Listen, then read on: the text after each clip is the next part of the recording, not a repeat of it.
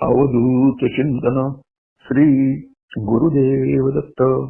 हरि ओम हरि ओम हरि ओम। આપણે સંત ચરિત્રોમાં પૂજ્ય શ્રી મોટાનું જીવન ચરિત્ર શ્રવણ કરી રહ્યા છે। એ ચરિત્ર અંતર્ગત હવે અવધૂત સાથે સમાગમ એ પ્રકરણ આપણે શ્રવણ કરી રહ્યા। એક દિવસે નડિયાદમાં મરીડા ભાગ નજીક સ્કૂલના વિદ્યાર્થીઓને બોલાવવા જતી વખતે એક હરિજન બંધુએ એમને માહિતી આપી કે ચુનીભાઈ, આપણો જે કુંડ આવેલો છે તેની પાછળ આવેલા ખેતરમાં એક નગ્ન મનુષ્ય સૂતેલો પડ્યો છે। કેટલા સમયથી તે અહીંયા છે તેની કોઈ ખબર નથી અને તે મનુષ્ય હાલચાલ પણ કરતો નથી। તો આ વાત શ્રવણ કરીને ચોનીલાલને એટલે કે પૂજ્ય શ્રી મોટાને આશ્ચર્ય થયું અને તેમણે વિચાર કર્યો કે આવો મનુષ્ય ગાંડો હોવો જોઈએ અથવા તો ઉચ્ચ સ્થિતિનો અવધૂત હોવો જોઈએ। આ બે સિવાય ત્રીજો કોઈ પણ પ્રકાર હોઈ શકે નહીં।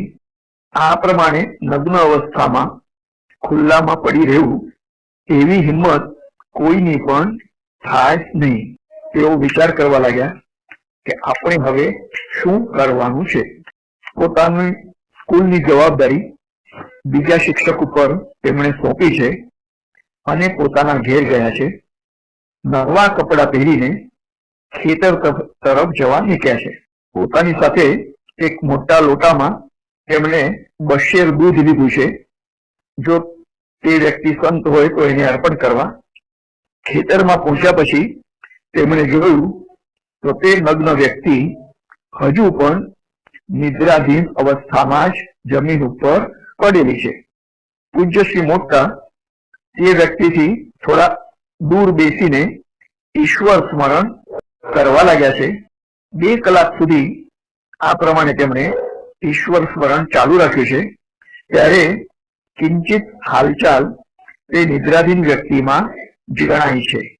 ફરી થોડો સમય પસાર થયો છે। એ વ્યક્તિએ પડખું ફેરવ્યું છે અને ફરી પાછું તે નિદ્રાધીન થયા છે। છેવટે પૂજ્યશ્રી મોટા તરફ તેમણે પડખું ફેરવ્યું છે। તે વ્યક્તિએ આંખો ખોલી છે। પૂજ્યશ્રી મોટાના હાથમાં દૂધનો લોટો હતો। તે લોટો તેમણે તે વ્યક્તિ સામે ધર્યો છે। પ્રેમ આદર સાથે કહ્યું કે પ્રભુ, કૃપા કરીને આ દૂધનો તમે સ્વીકાર કરો, મારા પર મોટી કૃપા થશે।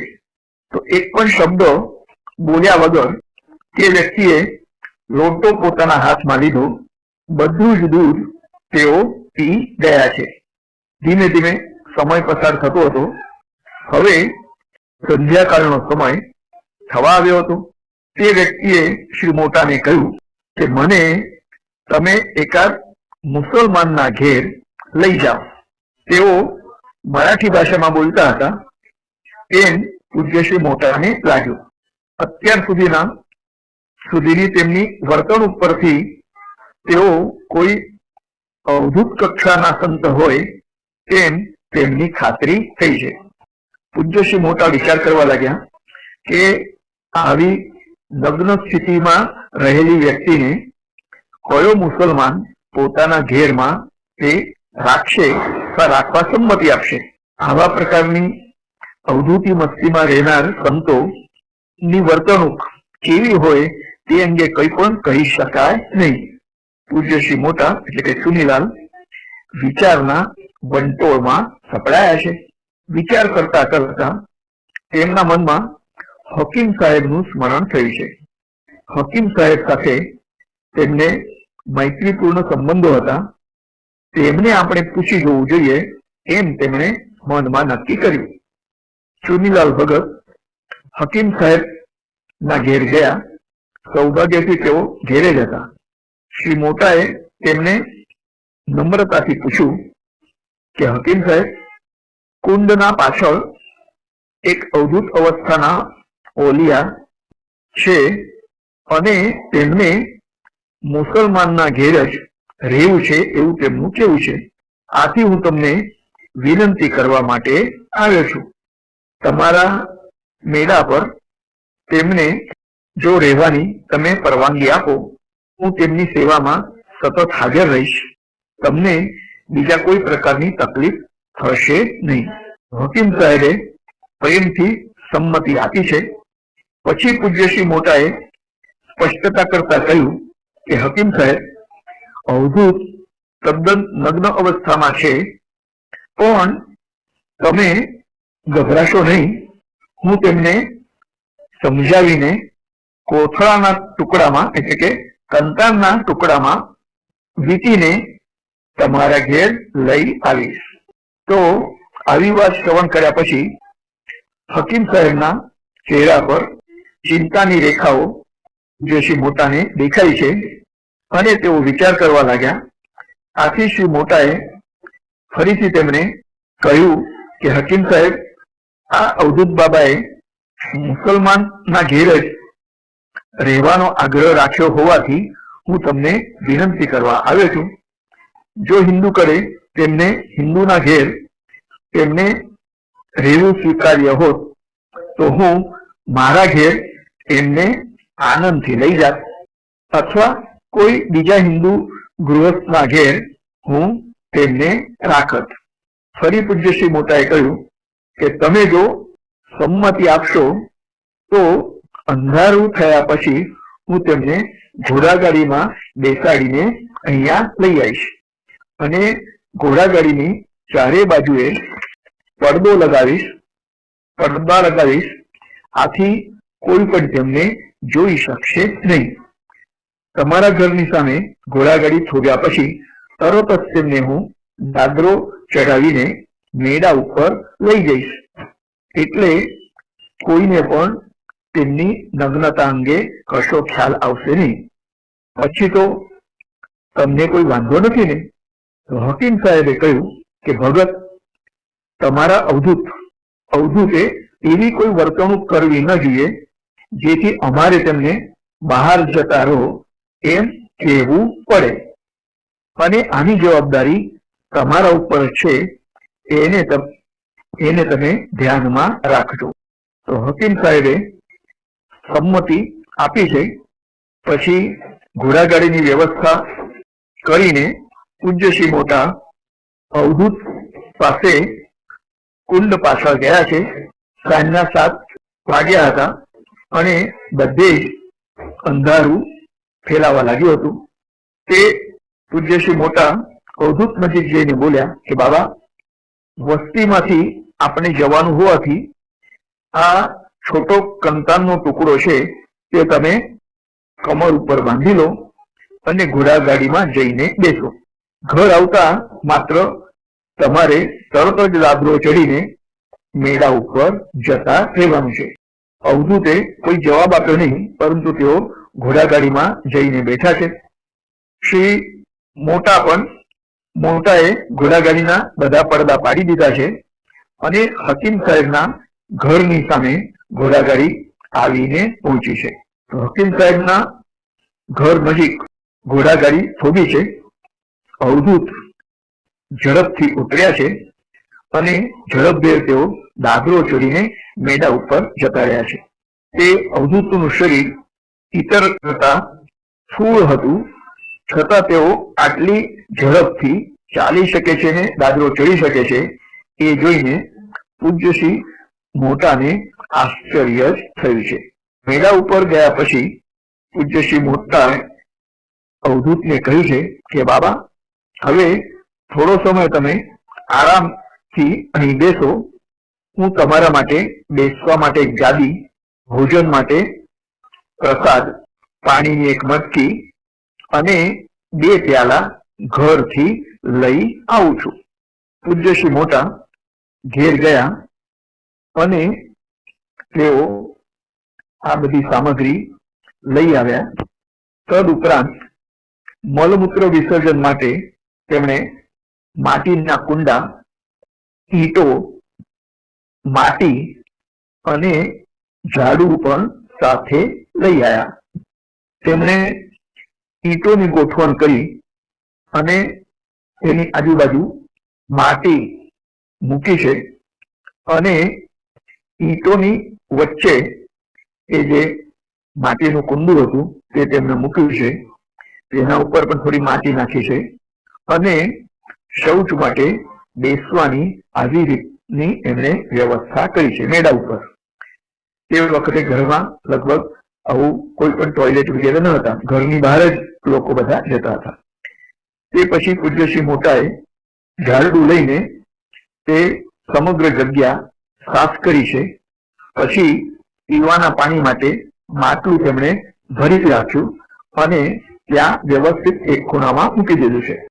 આટલું થયા પછી અવધૂત માટે તેઓ બાજરીનો રોટલો અને ભાજી તથા દૂધ લઈને તેમની સામે મૂક્યું છે. અવધૂતે તે સર્વ આરોગ્ય છે. તેમના ચહેરા પરથી એમ જણાતું હતું કે તે ખોરાક તેમને ગમ્યું છે. પછી પૂજ્ય શ્રી મોટાએ કહ્યું કે બાબા, રાતના સૂવા માટે શેતરંજી, ગાદલું અને ઓશિકું હું લઈ આવું? તો આ બાબતમાં પૂજ્ય શ્રી મોટાએ એમને 2-3 વખત પૂછ્યું, પરંતુ અવધૂતે આ તેમની વિનંતી સાંભળી ન સાંભળ્યા જેવું કર્યું અને પોતાની મસ્તીમાં જ તેઓ બેસી રહ્યા. આથી આ વસ્તુની જરૂર નહીં હોય એમ પૂજ્ય શ્રી મોટાને લાગ્યું અને તે પછી પૂજ્ય શ્રી મોટાએ આ વિશે તે અવધૂતને કદી પણ બીજી વાર પૂછ્યું નથી. આવી પરિસ્થિતિમાં આ અવધૂત કક્ષાના સંતની સેવા મારે કરવી જોઈએ એવો ભાવ તેમના મનમાં નિર્માણ થયો. શ્રી મોટા તેમની નજીક ગયા અને તેમના પગ ઉપર ધીમે ધીમે હાથ ફેરવવા લાગ્યા. તે અવધૂતે તેનો બિલકુલ વિરોધ કર્યો નહીં. આથી તે સેવાનો તેમણે સ્વીકાર કર્યો એમ પૂજ્ય શ્રી મોટાએ જાણ્યું છે. પછી તેમણે હાથ પગ ની ચંપી કરવાનું શરૂઆત કરી છે. આવી સેવા કરવાનું ભાગ્ય તેમણે એક જ દિવસ પ્રાપ્ત થયું. બીજા દિવસથી તેમણે આવી કોઈ પણ સેવા માટે ના પાડી છે. તો અવધૂત પોતે થઈને કોઈ પણ કામ કરવા માટે સૂચન કરતા ન હતા. આથી પૂજ્ય શ્રી મોટાએ જ પોતાને જે સૂઝે તે પ્રમાણે તેઓ તે અવધૂતની સેવા કરવા લાગ્યા છે. અવધૂત માટે મળમૂત્ર વિસર્જન કરવા તેમણે જે ઈંટો ગોઠવી હતી અને માટીનું કુંડું વગેરે ગોઠવ્યું હતું, તેમ છતાં તે અવધૂત તો પોતાના મનમાં આવે તે રીતથી એ રૂમમાં ગમે ત્યાં પણ તેઓ શૌચ કરતા હતા. શ્રી મોટા તે બધી જ જગ્યા સાફ કરતા અને એ અવધૂતના ગુહ્યાંગોને પણ સાફ કરતા હતા. કારણ કે અવધૂત મહાશય એ શૌચ વિધિ કર્યા પછી પોતાના હાથે કોઈ પણ આ રીતથી સ્વચ્છતા રાખતા ન હતા અને જાણે કે શરીર પ્રત્યે તેનું બિલકુલ ધ્યાન ન હતું અને શરીર ભાવ તેમનો ન હતો. આ બાબાની સેવા પૂજ્ય શ્રી મોટાએ ખૂબ પ્રેમ ભાવથી કરી. તેમની સેવામાં કોઈ પણ ત્રુટિ ન રહે તેનું તેઓ પૂરેપૂરું ધ્યાન રાખતા હતા. સેવા કરતા કરતા પૂજ્ય શ્રી મોટાનું નામસ્મરણ, પ્રાર્થના, ભજન તો આ પણ ચાલુ જ હતું. તો બાબા આ સર્વ જોતા હતા, સાંભળતા પણ હતા, પરંતુ તેમણે તેમનું મૌન કદી પણ છોડ્યું નથી. તો આવા કેટલાક દિવસો ગયા અને એક વિસ્મયજનક ઘટના ઘટી છે. અવધૂત કક્ષાના સંતનું ખાવા પીવાનું વ્યવસ્થિત હતું, પણ 4-5 દિવસ તેમણે ભરપૂર ખોરાક લીધો છે, છતાં પણ મળમૂત્ર વિસર્જન તેમણે બિલકુલ કર્યું નહીં. તેમ છતાં તેમનું શરીર પૂર્ણતઃ સ્વસ્થ હતું. જે યૌગિક ક્રિયા હોય છે તો એવા યોગીઓ ગમે તેવા અન્નને પચાવતા હોય છે અને તેમનામાં આવી પરિસ્થિતિ આપણને જોવા મળે છે. તો યોગ જ્યારે પૂર્ણ થવા આવે ત્યારે મલ અને મૂત્ર એ ધીમે ધીમે ઓછા થતા જાય છે. એ અવધૂતના શરીરમાં બીમારી કે વિકૃતિ નું કોઈ પણ લક્ષણ દેખાતું ન હતું. મલમૂત્ર ત્યાગ ઉપર તેમનું પૂર્ણતઃ નિયંત્રણ હતું. તે આ ઘટના દ્વારા તે અવધૂતે શ્રી મોટાને બતાવ્યું છે. અવધૂતને લઈને 10-12 દિવસ પસાર થઈ ગયા અને પછી તેમને પાછા જવાનું છે એવો સંકેત શ્રી મોટાને તેમણે આપ્યો. તો પૂજ્ય શ્રી મોટાએ પહેલા પ્રમાણે જ ઘોડાગાડીની વ્યવસ્થા કરી અને એ જ પદ્ધતિથી ઉત્તરખંડાના દિશા તરફ એ ઘોડાગાડી દોડવા લાગી છે. કેટલુંક અંતર પાર કર્યા પછી અવધૂત બાબાએ ઘોડાગાડીને થોભાવવા ઈશારો કર્યો. હવે તેમણે પગપાળા જ આગળ જવાનો નિશ્ચય કર્યો હતો. તો તે પૂજ્ય શ્રી મોટાના ધ્યાનમાં આવ્યું અને તેમણે ટાંગાવાળાને ટાંગો થોભાવવા કહ્યો છે અને તેમણે અવધૂતને નીચે ઉતરવા પણ દીધું છે અને તેમના ચરણે પ્રણામ કર્યા છે. તો અવધૂત ચાલવા લાગ્યા અને તેઓ પણ તેમની સાથે ચાલવા લાગ્યા. થોડા સમય પછી અવધૂતે કહ્યું કે તું મારી સાથે ચાલ. તો પૂજ્ય શ્રી મોટાએ હાથ જોડીને કહ્યું કે પ્રાપ્ત થયેલો જે વ્યક્તિ અને પરિસ્થિતિનું ઋણાનુબંધ અને તેના સંયોગ અનુસાર તેમના સંદર્ભમાં મારે જે અપેક્ષિત ધર્મ અથવા ઈશ્વર માટે શક્ય જે પણ પ્રેમ ભક્તિપૂર્વક કરવાનું છે આચરણમાં, તો તેને જ હું પ્રત્યક્ષ ધર્મ એમ માનું છું. અને તેમ છતાં તમે જો મારી આગામી સાધનામાં ઉચ્ચ ગતિ પ્રાપ્ત કરાવી આપનાર હો તો હું તમારી સાથે આવવા તૈયાર છું. થોડો સમય અવધૂત ચૂપ બેઠા અને પછી એમણે કહ્યું કે જરૂર તું મારા સ્થાને આવજે.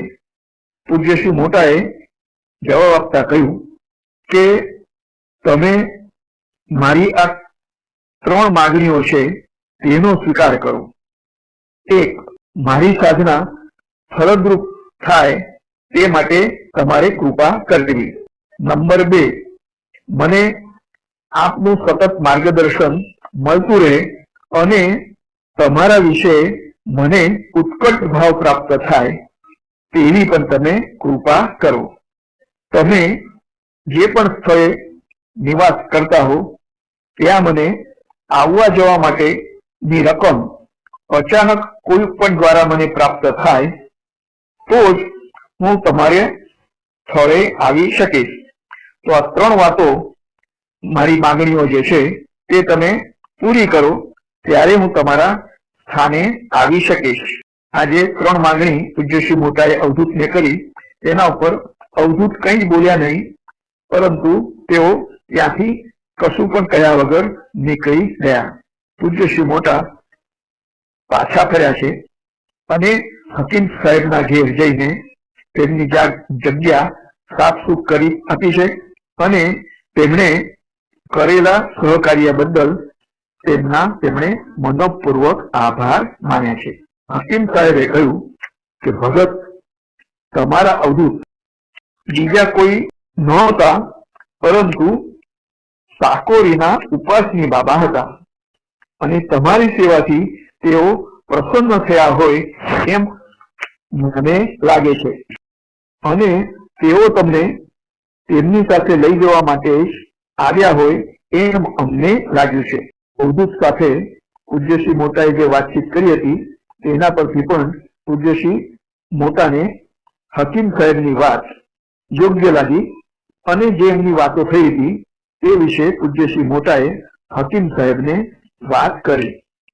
તે વાત ધ્યાનપૂર્વક સાંભળી અને હકીમ સાહેબે પોતાનું મત પ્રગટ કરવા કહ્યું કે ભગત, તમે બાબા સાથે જો ગયા હોત તો ખરેખર સારું થાત અને તમારી પ્રગતિ થાત.